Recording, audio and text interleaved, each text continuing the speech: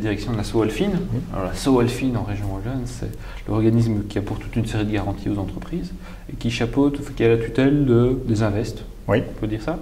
Est-ce qu'aujourd'hui la région wallonne est armée, comme les autres, pour aider les entreprises en démarrage, en développement, avec des fonds et de l'argent, à investir dans des structures plutôt sur base de capital risque, comme on le voit aujourd'hui dans de plus en plus de pays européens, aux États-Unis, là c'est une tradition très ancienne.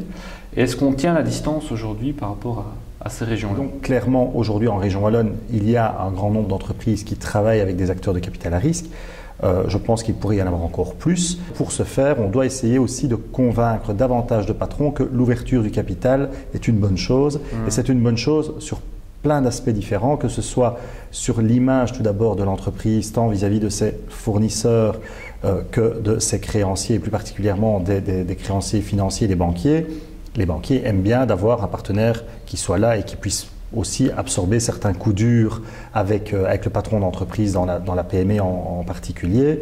Et donc, ce sont des éléments positifs. Deuxième élément positif d'avoir un partenaire en capital à risque, c'est la vision extérieure qui est toujours bonne dans tout. Et toutes les disciplines le confirment, c'est avoir un regard extérieur qui permet parfois de donner de l'information, de donner du conseil à un patron d'entreprise qui a le nez sur le guidon.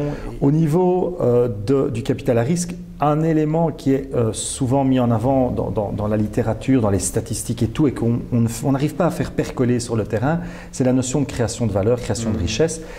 Les acteurs de capital à risque ont intérêt de facto que l'entreprise se mette dans une position de création de valeur, de création de richesse, donc d'ambition, d'avoir une ambition importante.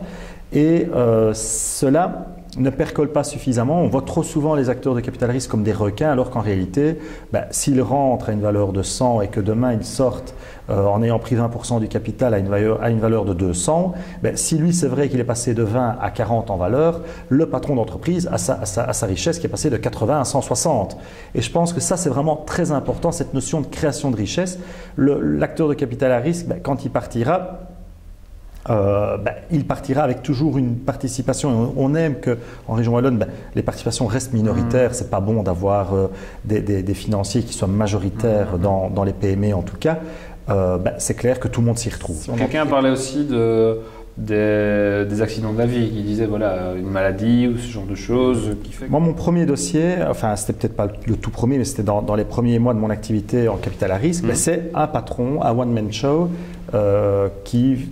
bon, accident de voiture, il décède et l'entreprise est totalement mais décapitée au sens total, il n'y a vraiment plus rien et nous on est là et on a une participation minoritaire, il y a la famille, il y a tout à gérer, mais à un moment donné, ce qui s'est passé, c'est qu'on a pu aller proposer une personne ad interim, c'était tout à fait le cas. À l'époque, on a pu proposer quelqu'un, la famille l'a adobé, la personne est venue, elle est restée 1 ou 2 ans, le temps de faire la transition, et ensuite la famille a choisi quelqu'un d'autre. Mais ça, nous, on a peut-être permis de faire face à une situation de crise.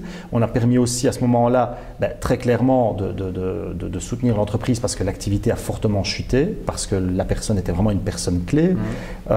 Et on a pu, à un moment donné, tamponner cette PME en mettant un peu du cash. Et ensuite, l'entreprise a pu se redresser et on a pu passer à travers. Je me rappellerai toujours cet exemple avec. Et ça parce qu'il y avait la présence. Il y avait quelqu'un qui était aux côtés.